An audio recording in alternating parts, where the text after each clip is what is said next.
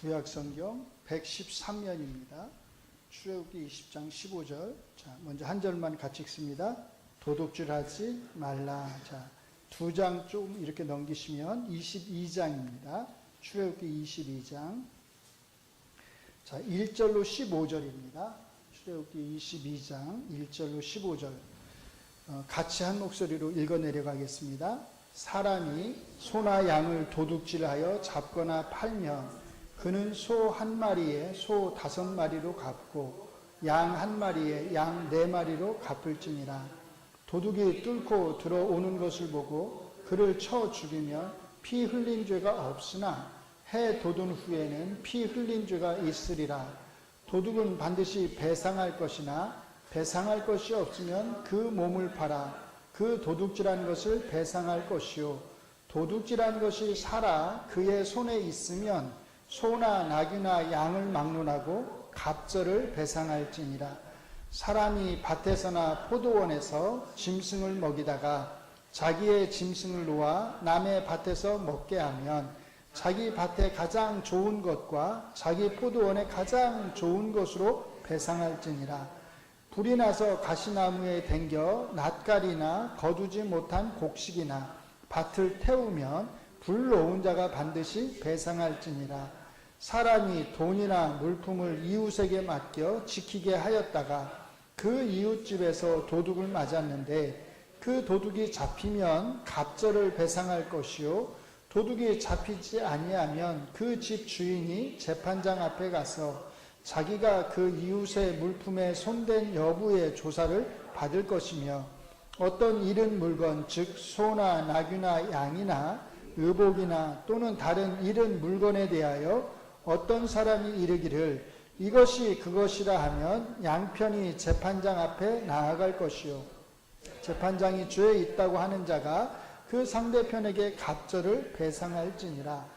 사람이 나귀나 소나 양이나 다른 짐승을 이웃에게 맡겨 지키게 하였다가 죽거나 상하거나 끌려가도 본 사람이 없으면 두 사람 사이에 맡은 자가 이웃의 것에 손을 대지 아니하였다고 여호와께 맹세할 것이요, 그 임자는 그대로 믿을 것이며 그 사람은 배상하지 아니하려니와, 만일 자기에게서 도둑 맞았으면 그 임자에게 배상할 것이며 만일 찢겼으면 그것을 가져다가 증언할 것이요, 그 찢긴 것에 대하여 배상하지 아니할지니라.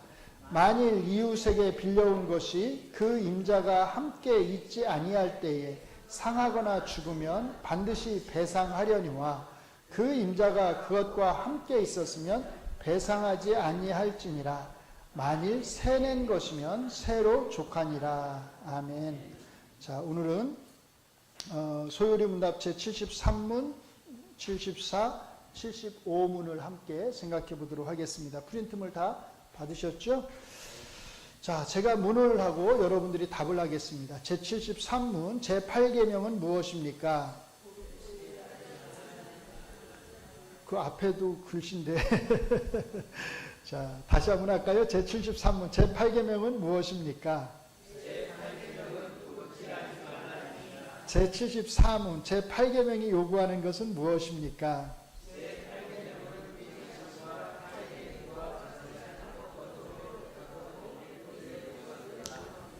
제75문, 제8계명이 금하는 것은 무엇입니까?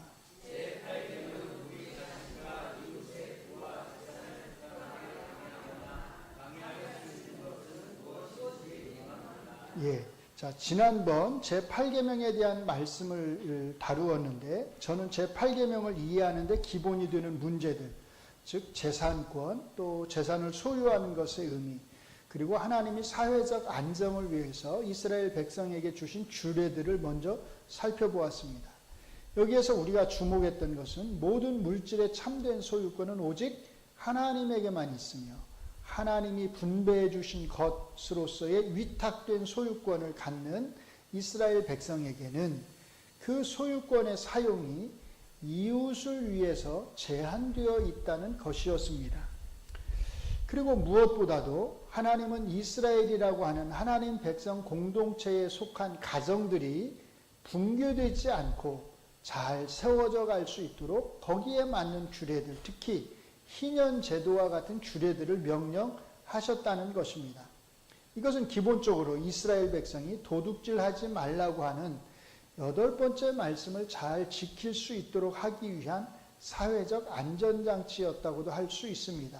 이제 오늘은 조금 더 구체적으로 제8계명이 무엇을 가르치는지, 그리고 소요리 문답 제73문에서 제75문이 이와 관련하여 우리에게 요구하는 바가 무엇인지를 살펴보도록 하겠습니다. 먼저 제8계명 자체와 관련해서 이 계명이 우리에게 가르치는 바가 무엇인지를 살펴보겠습니다. 제8계명이 도둑질하지 말라고 했을 때 여기에 인신매매가 포함이 되는지 여부입니다. 사람을 훔치는 게 여기에 포함이 될까요? 안 될까요? 도둑질하지 말라에. 사람을 도둑질하는 것에 대해서는 별로 생각을 안 해보셨죠? 네. 자, 알브레히트 알트라고 하는 학자는 사람을 납치하는 자는 반드시 죽일지니라 라고 하는 출애굽기 21장 6절 말씀과 이스라엘 자손 중 한 형제를 유기한 자라고 하는 신명기 24장 7절의 말씀에서 도둑질하다라고 할 때 사용되는 동사, 이게 뭐냐면 가나브라고 하는 히브리어인데요. 이것하고 같은 동사가 여기에 이 두 곳에 사용되었다는 것을 근거로 이 제8계명이 본래 사람을 훔치는 것, 즉 인신납치를 가리키는 것이었다고 주장했습니다. 물론 넓은 의미에서는 이런 인신납치까지도 포함할 수 있겠지만 기본적인 의미는 재물과 관련된 것으로 이해하는 것이 좋을 듯 합니다.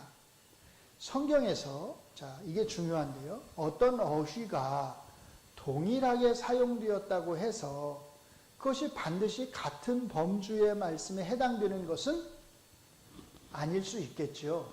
아닙니다. 인간이 사용하는 언어에는 한계가 있으며 우리가 몇 단어나 가지고 사용을 할까요?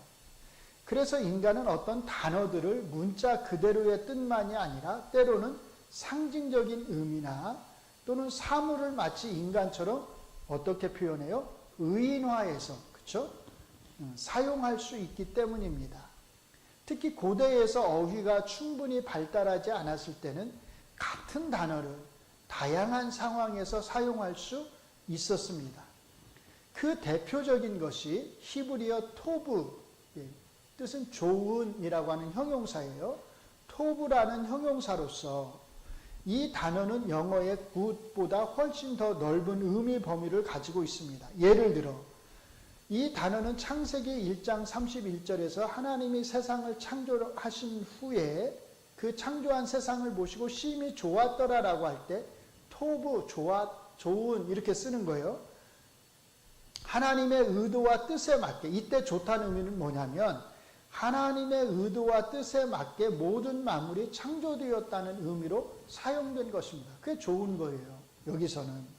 그러나 그 이후에 이 토브는 어떻게 사용되냐면 미적인 아름다움을 나타낼 때 이 단어가 사용이 되는 거예요.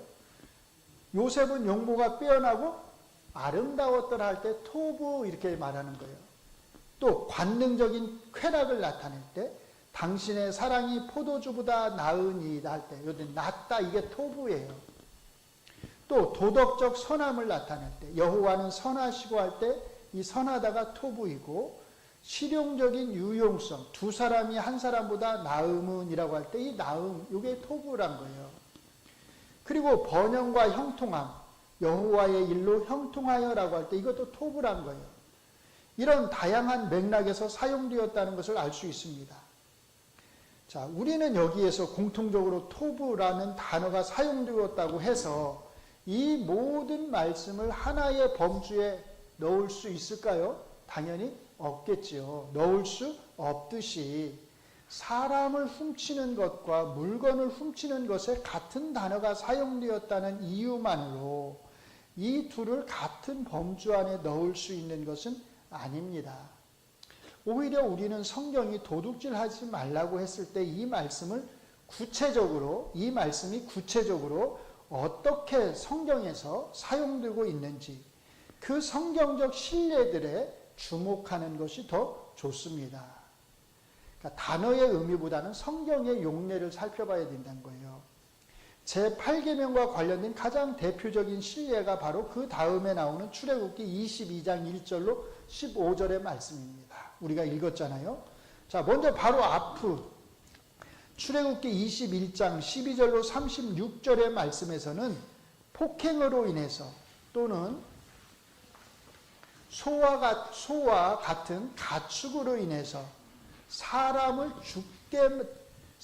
죽게 되는 경우를 다루는 말씀이 나옵니다. 즉 바로 앞의 말씀은 살인하지 말라고 하는 제6계명에 대한 일종의 해설을 앞에서 다루었다는 거예요. 그리고 이제 이어서 앞에서 말했던 도둑질하지 말라고 하는 제8계명과 관련된 여러 가지 다양한 사례의 말씀이 나옵니다. 대략적으로 분류를 하면 이렇게 할 수 있다는 거예요. 1절로 4절은 도둑질, 우리가 흔히 말하는 문자 그대로 도둑질이죠. 절도와 배상에 대해서. 그 다음에 5절로 6절은 재산, 남에게 재산에 피해를 입히는 것에 대해서, 예를 들면 가축을 방목했다가 피해를 입히는 것, 불이 나서 피해를 입히는 것. 또 7절로 13절은 다른 사람에게 내가 어떤 물건을 맡겼는데 그 물건을 그 사람이 분실했어요. 이런 경우, 또는 도둑을 맞았어요. 이런 경우 어떻게 해야 되느냐. 또 14절로 15절은 내가 다른 사람에게 물건을 빌렸는데 그 물건에 피해를 입혔어요. 그러면 임대와 과실에 대한 책임을 어떻게 나눌 것이냐 등등. 이 모든 게 사실은 다 도둑질하지 말라는 말씀과 관련해서 언급이 되고 있다는 거예요. 그러니까 굉장히 넓게 지금 언급이 되는 것을 우리가 알 수 있는 거죠. 자, 이것을 보면 도둑질하지 말라는 말씀이 단순히 남의 물건을 훔치는 것에 제한된 것이 아니라 남의 재산에 입히게 되는 다양한 손실의 경우들까지도 포함한다는 것을 알 수 있습니다. 즉 성경은 남의 재산에 어떤 식으로든 피해를 입혔을 경우에는 거기에 합당한 보상을 해야 한다는 것입니다. 그러므로 제8계명을 직접적으로 남의 물건을 훔치는 것으로 제한하기보다는 이렇게 폭넓은 의미에서 이해하는 것이 보다 더 성경적이라고 할 수 있습니다. 이런 면에서 소요름답 제75문이 제8계명과 관련하여 금하는 것에 대해서 다음과 같이 매우 폭넓은 의미로 설명하는 것은 타당하다고 볼 수 있습니다. 같이 읽습니다. 제8계명은 우리 자신과 이웃의 부와 재산을 부당하게 방해하거나 방해할 수 있는 것은 무엇이든지 다 금합니다. 제8계명의 의미 범위를 살펴보았으므로 이제 다음으로 제8계명을 통해서 하나님이 목적하시는 바가 무엇인지를 보도록 하겠습니다. 다른 모든 계명이 그렇듯이 우리는 이 계명을 단순히 남의 물건 하나를 훔치는 것이라거나 남의 재산에 어떤 피해를 입혀서는 안 되는 그런 정도의 의미에서 이 말씀을 이해해서는 안 됩니다. 이 말씀들은 하나님이, 자, 같이 읽습니다. 이스라엘 백성을 애굽에서 이끌어내신 후 시내산 앞에서 이스라엘 백성과 언약 의식을 치르기에 앞서서 그들이 하나님 앞에서 어떤 백성이 되어야 하는지를 배경으로 하고 있습니다. 이 언약적 배경을 늘 염두에 둬야 된다는 거예요. 그러므로 이 말씀들은 단순히 어떤 한 사람, 어떤 한 가정에 주시는 말씀이 아니라 하나님을 왕으로 모시고 살아가야 하는 하나님의 언약 백성 공동체로서의 이스라엘 전체에게 주시는 말씀입니다.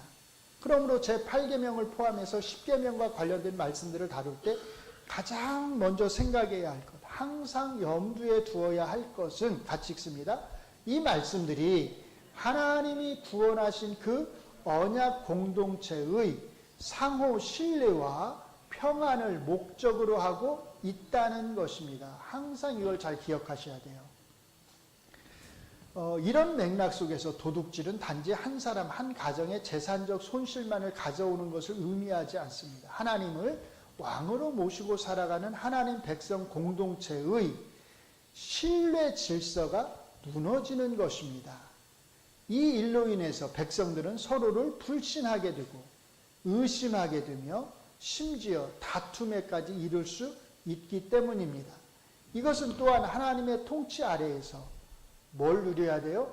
평안, 샬롬을 누려야 할 공동체의 그 평안이 깨지는 것을 의미합니다. 그러므로 하나님의 백성 공동체가 서로를 신뢰하고 평안을 누리기 위해서는 하나님이 선물로서 분배해 주신 것에 대해 만족하고 감사할 뿐만 아니라 타인의 것에 대해서도 어떻게 해야 돼요? 존중하며 탐내지 않아야 하는 것입니다. 출애굽기 22장 1절로 15절에서 도둑질이나 기타 다른 방식으로 타인의 재산에 손해를 끼쳤을 경우 그 보상에 대한 규정들을 보면 이게 굉장히 놀라운데요. 그것들은 단순히 내가 입힌 피해만큼 똑같이 정당하게 보상해야 한다는데 같이 읽습니다. 말씀에 초점이 맞추어져 있는 것이 아니라 오히려 뭐예요? 상실된 공동체의 신뢰와 평안을 회복하는 데 있는 것을 알 수 있습니다. 이게 중요하다는 거예요. 그래서 어떤 경우에는 피해를 입은 사람이, 즉 피해를 입힌 사람이, 가해자가 무조건 모든 책임을 지는 것이 아니라 그 상황과 계약 관계에 따라서 책임의 범위가 달라집니다. 이것은 하나님의 법이 피해자의 권리만이 아니라 가해자에게 부당한 책임이 전가되지 않도록 하는 공정성도 함께 고려한다는 것을 보여줍니다. 그러므로 이러한 말씀들은 보상의 목적이 같이 읽습니다.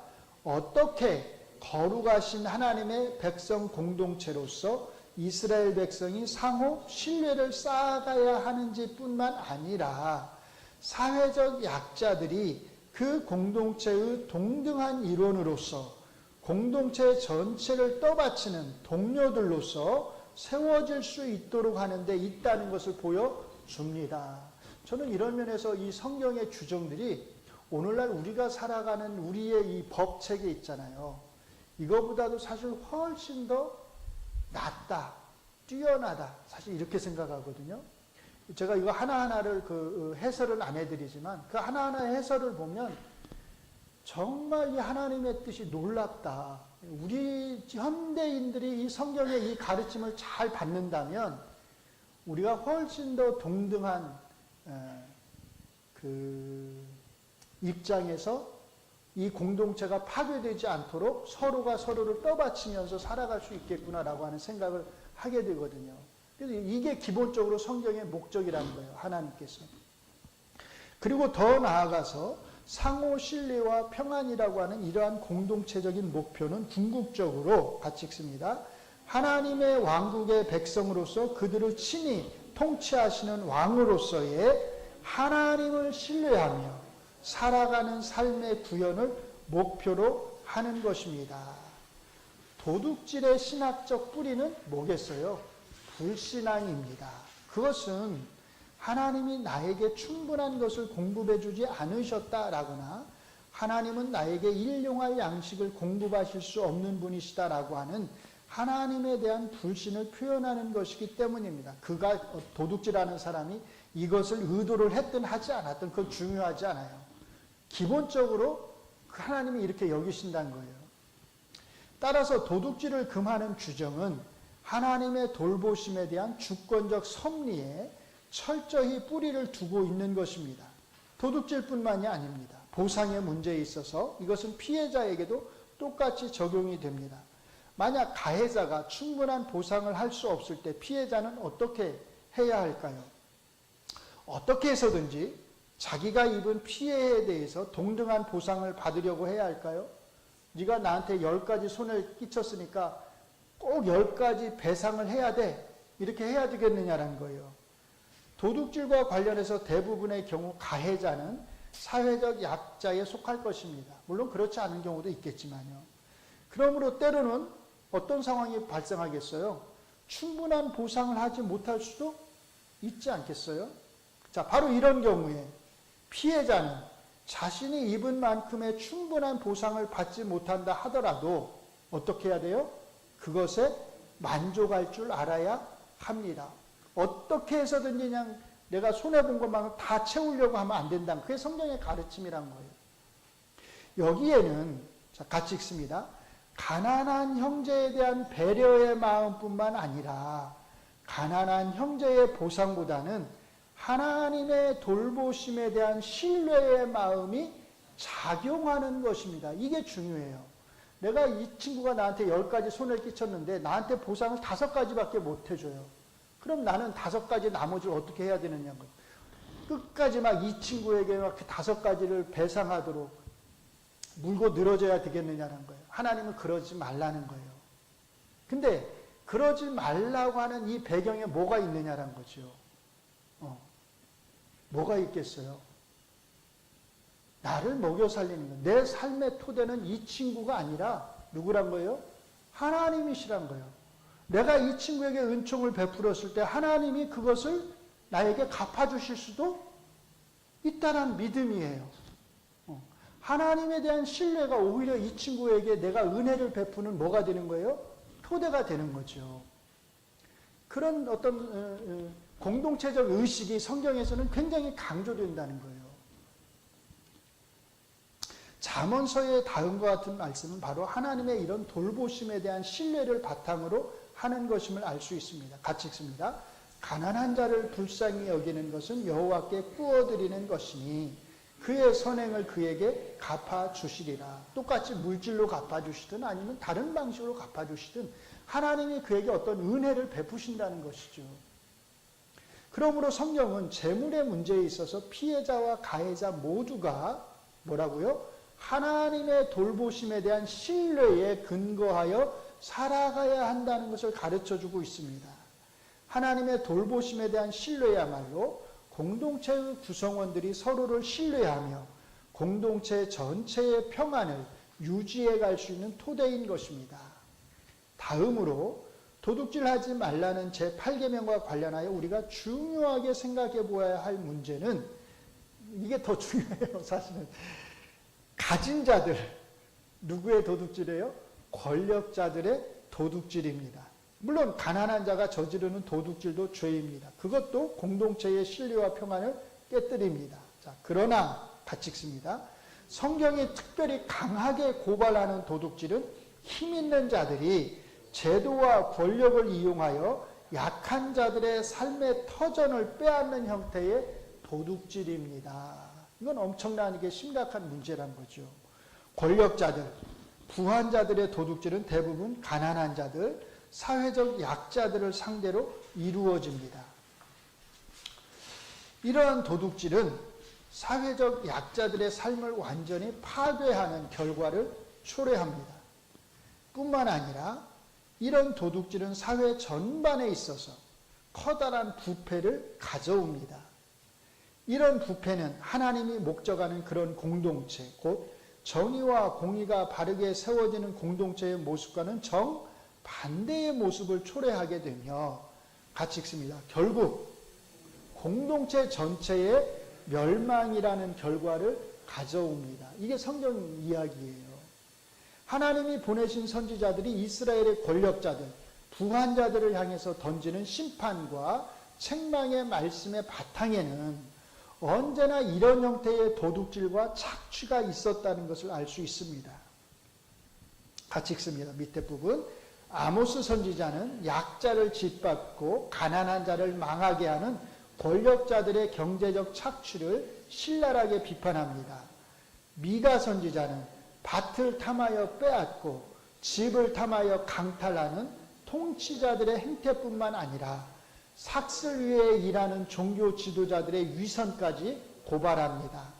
이사야 선지자 역시 타인의 가옥과 전토를 홀로 다 차지하려고 하는 자들에 대한 저주를 선포합니다. 그래서 이사야 선지자 말씀 재밌는 게 가옥과 가옥을 연하여 짓고 무슨 말이에요? 이 집도 내 거, 이 집도 내 거, 이 집도 내 거. 다 내 거란 거죠. 다 자기가 차지하고 거기서 홀로 이렇게 말해요. 홀로 살려고 하는 자. 하나님이 심판하신다는 거예요. 그런 사람. 자, 이러한 사회적 고발에 대한 말씀이 지닌 중요성은 이러한 도둑질로 인하여 결국 국가적 멸망이라고 하는 심판이 초래되었다는 것입니다.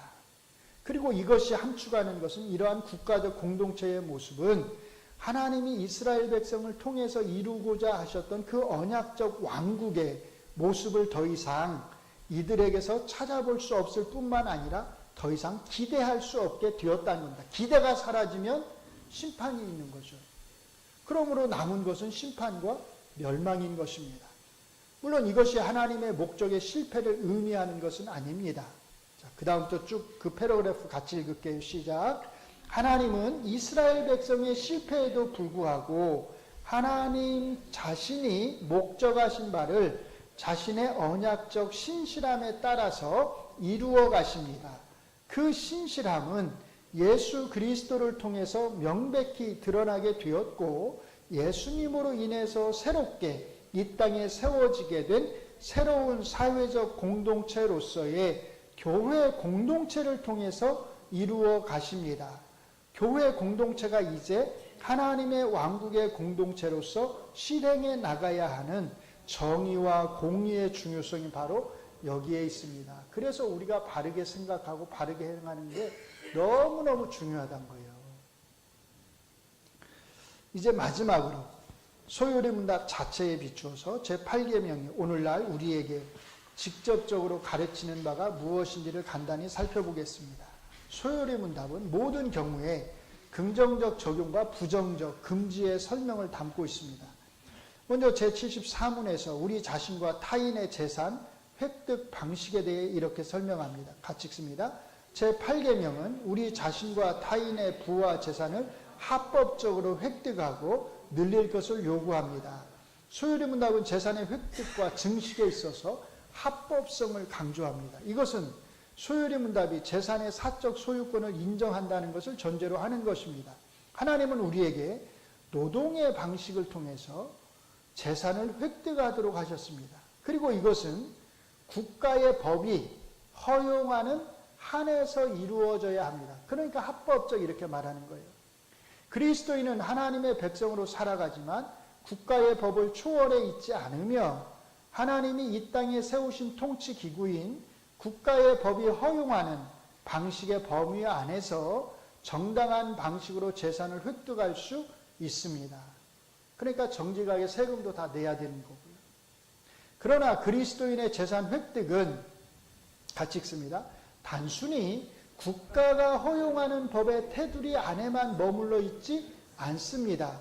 그리스도인은 국가의 법적 허용 여부를 고려할 뿐만 아니라 더 나아가서 하나님의 법, 즉 하나님의 뜻의 테두리 안에서 재산을 획득할 수 있어야 합니다. 사실 우리에게 중요한 것은 이 부분이에요. 이것은 곧 국가적 법에 비추어 볼 때는 아무런 문제가 없는 재산 획득의 방식이라 할지라도 법으로는 문제가 없다 하더라도 하나님 보시기에 정당한 방식이 아니라면 그리스도인은 어떻게 해야 되겠어요? 그러한 방식으로는 재산을 모을 수 없다는 뜻입니다. 예를 들어 카지노와 같은 도박의 방식이 국가가 허용하는 곳에서 이루어질 수 있다 하더라도 그것은 그리스도인이 참여할 수 있는 일이 아니라는 뜻입니다. 이해되시죠? 이와 달리 제75문은 제8계명을 부정적인 방식으로 진술하며 제8계명이 금하는 것이 무엇인지를 설명합니다. 같이 읽습니다. 제8계명은 우리 자신과 이웃의 부와 재산을 부당하게 방해하거나 방해할 수 있는 것은 무엇이든지 금합니다. 여기서 우리 자신과 이웃의 부와 재산을 부당하게 방해한다는 말은 쉽게 말해서 같이 읽습니다.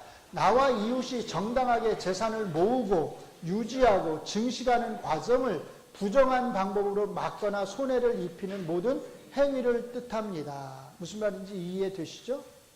자, 이것은 우리 자신이나 타인의 재산을 부당하게 해치는 방식들을 매우 폭넓게 포함하는 표현이라 할 수 있습니다. 그러나 그렇다고 해서 이것이 구체적이지 않다는 뜻은 아닙니다. 무엇보다도 성경 자체가 부당한 방식의 재산 획득에 대해 구체적으로 잘 설명해주고 있기 때문입니다. 이게 무슨 말이냐면 내가 부당한 방식으로 저 사람과 관련해서 재산을 획득한다면 저 사람은 어떻게 되는 거예요?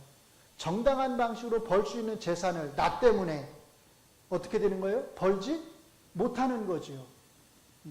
그런 걸 의미합니다. 직접적인 도둑질 위에 대표적인 건 몇 가지를 들면 다음과 같은 것들이 있을 수 있습니다. 하나씩 읽어볼까요? 불공정한 도량형, 즉 저울이나 추를 조작하는 것입니다. 둘째, 노동자의 임금을 착취하는 것입니다. 셋째, 고리 대금입니다. 넷째, 토지의 독점입니다. 다섯째, 뇌물을 받는 것입니다. 여섯째, 하나님께 드려야 할 것을 드리지 않는 것입니다. 이걸 현대적으로 적용하면 일곱 번째, 지적 재산권이나 저작권의 침해입니다. 여덟 번째, 담합입니다. 아홉 번째, 사재기, 매점 매석입니다. 담합이 우리 사회에서 얼마나 자주 일어나는지 너무나 흔하게 일어나잖아요. 이 위에도 우리는 수없이 많은 예를 들 수 있습니다. 주목해야 할 것은 이런 방법 중 대다수는 우리가 법적으로 아무 문제 없이 행할 수 있는 것들이란 것입니다. 그런데도 성경은 그리스도인에게 이 모든 것을 금하고 있습니다. 그리스도인은 한 국가의 국민으로 살아가지만 그보다 먼저 하나님의 왕국 백성으로 살아가기 때문입니다. 그리스도인은 이 세상에서 언제나 뭐라고요? 하늘의 시민권을 가진 자로서 살아갑니다. 그러므로 하늘에 속한 시민에 맞는 더 엄격한 정직성과 정결성을 요구받고 있습니다. 우리 모두가 예수님이 말씀하시고 가르치신 대로 하나님의 율법을 통해 가르쳐 주시고자 하신 그 본래의 의미를, 그 말씀의 본래 뜻을 잘 찾아서 행해 나갈 수 있기를 바랍니다. 사는 게 쉽지 않겠죠? 진짜 그래요. 그래도 그렇게 살 수 있기를 바랍니다. 기도하겠습니다. 하나님, 우리는 예수님 때문에 새로운 생명을 얻은 그리스도인들입니다.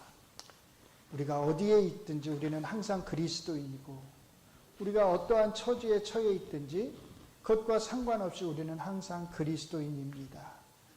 그것을 잊지 않게 하시고, 때로는 우리가 그리스도인됨을 인해서 사는 게 힘들고 어렵다 할지라도 그것을 기쁨으로 감사함으로 감당해낼 수 있도록 은혜를 내려 주시옵소서. 우리 주님이 감당하신 그 고난을 생각한다면 우리가 무엇인들 감당하지 못하겠습니까? 우리의 십자가를 짊어지고 예수님의 뒤를 꾸준히 끊임없이 잘 따라갈 수 있는 저희들이 되게 하여 주시옵소서. 예수님 이름으로 기도합니다. 아멘.